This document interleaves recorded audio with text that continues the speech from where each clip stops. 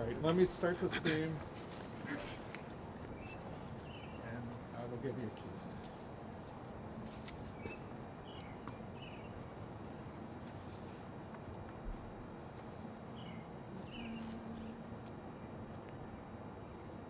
Okay. Good morning. My name is Sharice Muhammad. I'm the LSAT, or Local School Advisory Team Chair here at McKinley Technology High School.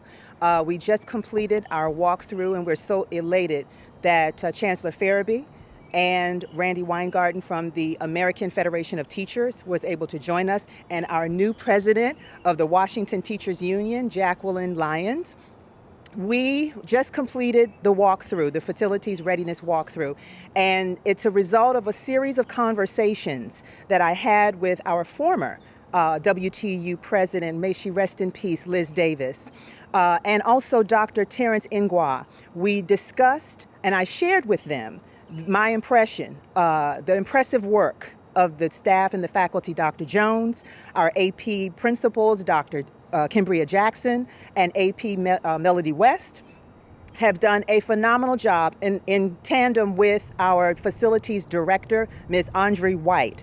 I have been so impressed with the progression of the facilities and how they have been so responsive to the parents and the families of McKinley Tech High School. Since January, we have been discussing methods of protocols that would be put in place so that students, teachers, faculty, anyone who enters the facility would be safe. This is a mantra that we have stood in solidarity with the Washington Teachers Union, and we have so many people to thank. Dr. Jones and the faculty here. We also want to shout out our State Board of Education Representative, Zachary Parker. We also want to shout out Council Member Kenyon McDuffie, who's been very supportive of McKinley Technology High School. And we also want to shout out Commander William Fitzgerald, Commander Michael Colligan, and Captain Zanektik. So we want to say that this is a community effort. We have so many people. Also, our ANC Commissioner, Sylvia Pinckney. This is a community here at McKinley Tech. We've all come together to work together so that our students and faculty are safe. And with that, I will turn it over to our new president, Ms. Jacqueline Lyons. Good afternoon, and thank you, Ms. Muhammad. Again, my name is Jacqueline Pogue Lyons. I am the new president of the Washington Teachers Union. And I first want to thank the staff. I want to thank Dr. Jones and her assistant principals for inviting us to take this wonderful tour and see the good work that they've done. Putting together their staff to make sure that the schools are safe for the students and for the staff and for the teachers. I also would like to thank Sharice Muhammad, who is the chair of the local school advisory team. She has proven that trust is hard to come about, but if we work hard, we can gain trust with everyone and make sure that all people have a seat at the table. And we saw that through walking through the school today. Everyone took part in the tour, and everyone made it possible so that our students could return safely. I'd also like to thank the Chancellor. This meeting was planned before President Davis passed away, and he put it on his calendar to say we're going to continue. I'd also like to thank President Randy Weingarten for joining us and making time for this in her hectic and busy schedule.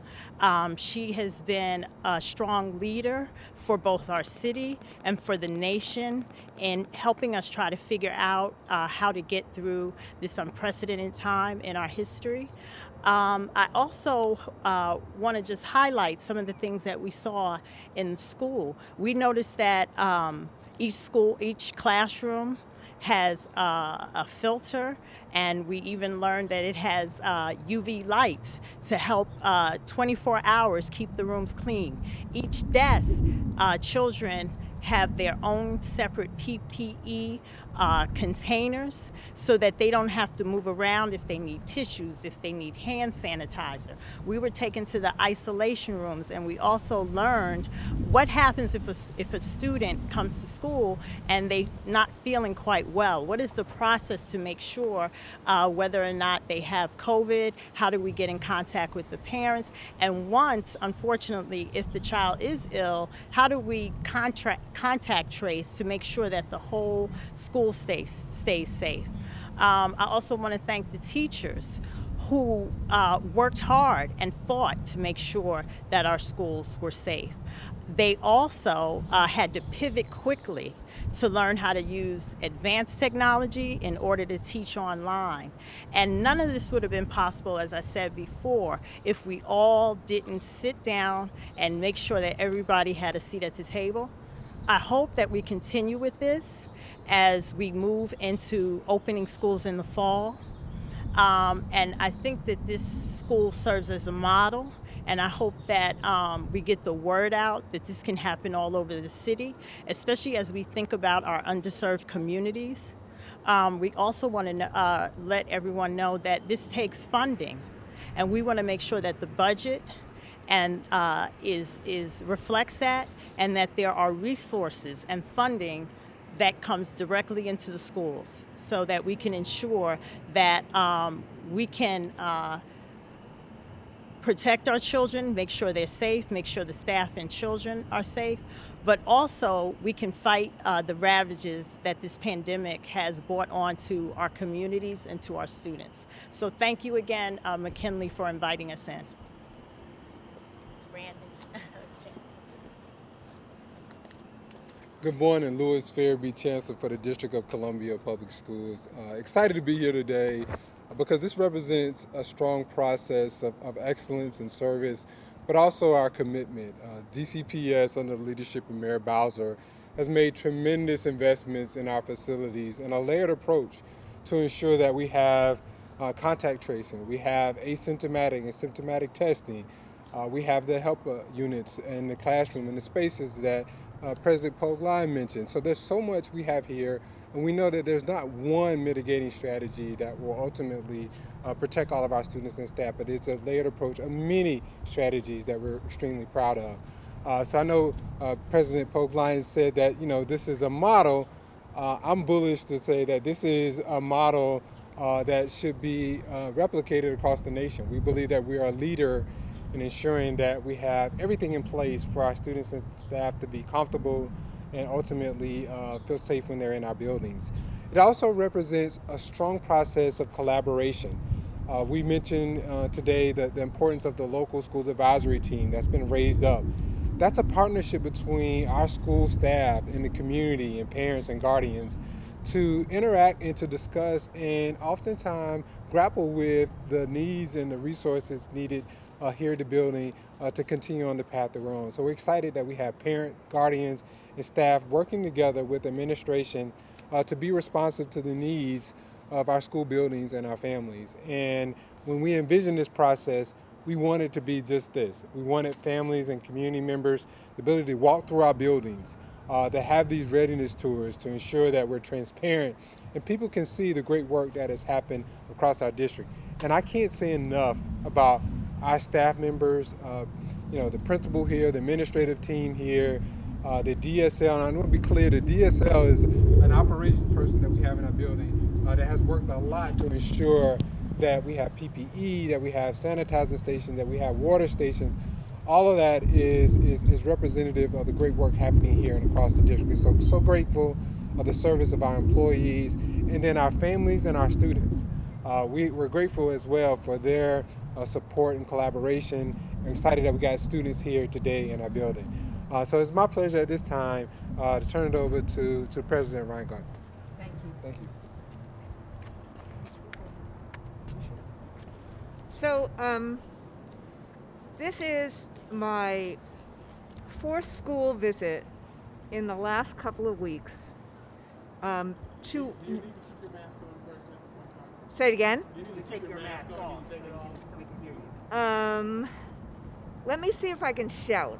Okay, The reason- It's better on TV. What? I know, but it's, there's all sorts of reasons why. Sorry. So let me see if I can enunciate and shout. Is that better? Yes. That's fine. Okay, sorry. The, this is my 4th school visit around the country of schools that have reopened safely for in-person learning. And we are at the AFT lifting up these places to show the possibility. And what you see here in back of me, the people who have spoken already, is you see the team that operates a school. It's parents, and it's frontline teachers, and it's a board member, and it's a chancellor, all of us talking to you at the same time, because that is what creates trust. But that trust has to be earned. And there is a roadmap that is clear about the kind of safety guardrails that are needed to reopen schools safely in person still in this pandemic. That's layered mitigation, testing, access to vaccines. But what binds that together, what makes it really real, are the relationships, are the ability to, if there is a problem or if there is a fear, you may meet fear with facts and you meet fear with the immediate change to deal with the situation. That takes these relationships. It takes resources and it takes these relationships. And that is what we're going to need everywhere in the country. The chancellor's right. McKinley, what we just saw, is a model in the country for how you reopen a high school safely for in-person learning. You don't have to have an either or. It's either in person or safe.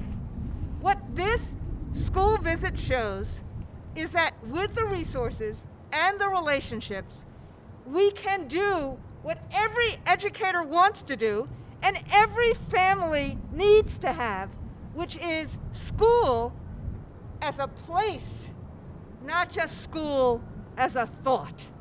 And that's why I'm so proud to be here. Yes, we have lots of work to do for August and September. We got lots of work to do to help convince people that the vaccines are safe and to get shots in the arms and to have our kids 16 and up get shots in the arms. We got lots of work to do in terms of the recovery, social, emotional, academic of our children. But the last thing I want to say is let's just honor the people who are working to do that. The educators, the custodians, the teamwork of parents and community and administrators and board and union, because our goal has to be to rise up our nation and to recover not only from this pandemic, but to take on the challenges of racial injustice, of climate, of all the other economic inequalities that we see. That's our goal. That's what school does. And I'm so proud to be here. Thank you. We can ask questions. Yes, of course. The mayor said the other day school will start in the fall. Just any reaction to that? Any concerns? Well, look, I mean, I think that the chancellor and Jackie should answer.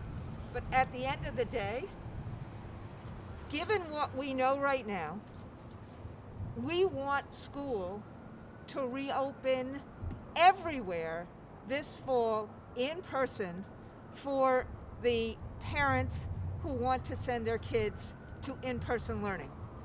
We're going to need to have the summer everywhere in the country to make sure we have the spacing and make sure that we have the protocols to make it safe, because vaccines will not have been available for all children by that point.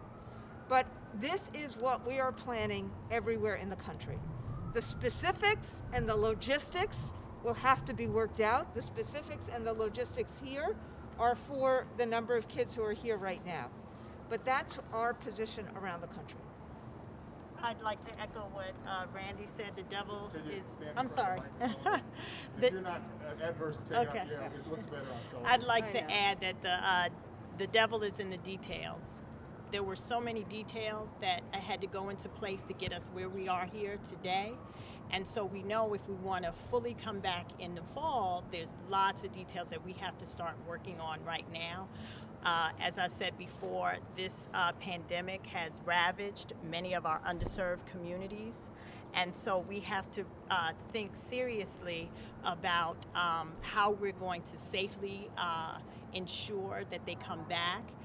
What kind of outreach are we going to have to do in those communities to make sure that, one, they feel safe taking the vaccines, and especially making sure that those kids who are 16 and up trust the vaccine enough to take it, because we have to get herd immunity if we're going to come back into these schools safely.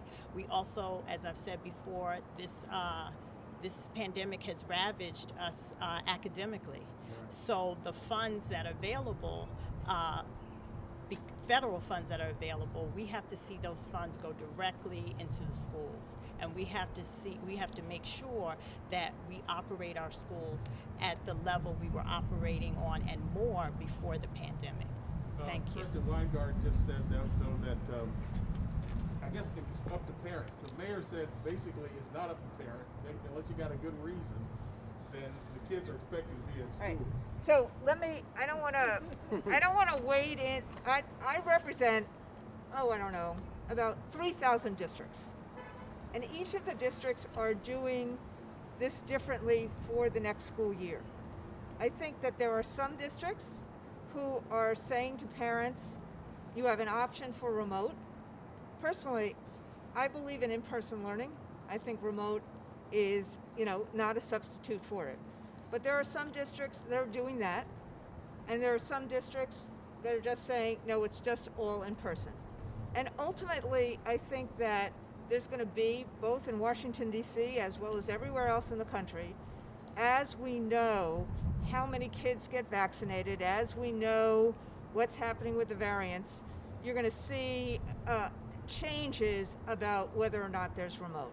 And so I don't want to wade into that. I'm just saying to you, it's the AFT's position nationally that we want in-school instruction next year as fulsomely as it possibly can be, as safely and fulsomely as it can be. Chancellor, can you tell us, how do we get from where we are now with the families that are prepared, are ready to come back, and the smaller sort of PP is available, where we are now, to the fall? And what can you anybody talk about the specific challenges? I mean, you were speaking about, we saw the filters, we saw, I think parents want to hear that. Like, what do we actually need to see change before I can feel safe about my kid coming back? So what you see today is how we get there. We get there together. I think it has to continue to be one voice, one chorus to our families, that, our teachers, our support staff, our custodial staff, and administration are all aligned on this idea that this is the optimal place for students to learn. This is the optimal place for students to receive the supports they need in the social emotional development that we hear from parents and guardians that they're asking for. We also get there with investments. And so, there was mention earlier of the mayor's, announcement around full-time, 5 days a week. Not only is that the expectation in implementation, but that is the expectation in terms of investment. And the mayor has proven that the city is prepared to make the appropriate investments to ensure that we have all of our layered approaches for health and safety in place for the fall. But there's still more work to do. And we will continue to collaborate over the summer and engage our families on a safe reopening in August, on August 30th. And we expect on August 30th, this campus to be full with students, staff, and families, and great confidence in all the measures that we put in place for a strong opening. We've seen the situation right now at the school. Just curious. I mean, Yeah. So there are students here. There are students here, And what's unique about our secondary schools is that, secondary students typically have multiple teachers. And they have very complex schedules because they're taking a variety of courses. And so we do see less in-person activity in our secondary schools for that reason. For our elementary schools, though, we've had significant increases in in-person learning, and we have been able to meet demand for in-person learning across the district for the majority of our schools. Approximately 90% of our schools are at the level of interest for in-person learning right now as we're in term 4. But the idea is not around just August. We need to finish this school year strong. And so we're very much so focused on what will happen at the end of this school year in term 4. We put in place measures for schools to utilize outdoor spaces, to be creative with our in-person activity. We have over 19,000 seats available for summer programming, much of which will be offered in person. That's another way that we see families can be engaged and prepare for the school year. And what's interesting about the summer work, some of that is just to get students on campus to be comfortable. So we, for example, high schools like McKinley will have what we call Summer Bridge. That's an opportunity for students to come in a week or two early to get to know their campus again, spend time with their teachers and staff, to build those relationships that we know are critical for a reopening of school in August. Roughly how many students are here now? It varies. So, what's interesting, the administrative staff share with us that, today there's mostly freshmen and sophomores in the building. I think there's approximately 40 students in the building today, but that varies again based on student schedules and also what grade levels they're in. Chancellor, I understand from testimony a couple of weeks ago that about 36 schools are going to be, let's say, shrunk to some degree, or at least their budgets are going to be shrunk. Can you tell us some more about that? Yeah, I think we need to be really clear on terminology and language, and that is those are our initial budgets. We provide initial budgets to schools every year so they can do their planning, so they can build their staff, and they can ensure that they have everything they need as we track towards opening of the school year. But they're just that, initial budgets. We have federal recovery dollars that we will receive that will be allocated to schools in some way. We haven't determined yet where that will happen. But also, we know that the mayor's budget is not complete, and also council has not taken action on budget. So there's lots to happen over the next couple weeks and months as we finalize schools' budgets. And we're mindful that schools want to have everything possible. They want every tool in the toolkit to open in August, and that is something that we will continue to honor. One other question, Chancellor, before I forget it. Sure. Wilson High School. Yes. You have weighed in to change the name of Wilson from Woodrow to August. Tell us why. Yeah, so, I want to be clear, that's the Lewis Fairby recommendation, but it was informed by tremendous outreach and engagement. So we provided a number of people who gave us their perspectives and views, but more importantly, what we heard is the values of our community need to be reflected in how we name our facilities and our campuses. And I am very confident. I mean, I could go on about how amazing a playwright August Wilson was, but more importantly, we believe that his character, his contributions to society reflect our values and is representative of the Wilson community. But of course, isn't it also that a lot of people just like the name Wilson? Well, that was a part of the feedback we received. We received a variety of voices and perspectives and diverse groups of individuals responding. So we had alumni, we had current students and staff, we had community members that just was interested, and there was interest in maintaining some of the Wilson name, if you will, August Wilson, but there's also interest in recognizing again the great work as a nationally and world-renowned playwright that he was, and the type of work that he produced. And it was interesting. Ma Rainey's play was being done by Netflix as we were having this conversation. So I thought it was very timely in the types of considerations that we were having in deliberations as that type of work was being highlighted on a national stage. We've seen up until this point that the greatest demand for in-person learning has been in the wealthier communities, and the highest number of students who've returned in person are in Ward 3. Why do you think that is, and how do you start convincing some of the families in other wards to return? Yeah, so there's no one reason. And for us, when we think about equity and access and opportunity, is we want every family to have what fits their schedule, their interests right now. And we feel confident that we've done the work, the due diligence to offer that here this school year in term 4. But there are a number of challenges that I can point to. One is we know that there are disparities in health outcomes across our communities in our city. And oftentimes there are long social economic lines. And we also know that the family dynamics is different. We have families who are working from home. We have families now that are returning back to work. We have older siblings that are caring for younger siblings. And so each family's situation is different, and that drives their interest right now in in-person learning, or if they would like to stay remote. The final thing that I just highlight is, we also know that, school communities crafted their own customized plans and approaches to in-person learning. So in-person learning looks different across the district, and oftentimes the way that's being implemented may influence the type of interest that families have in in-person learning right now. But we're preparing for everybody to be back on our campus in August, and you can see the great work that's happening here in McKinley that we're confident in as we prepare and track towards August 30th.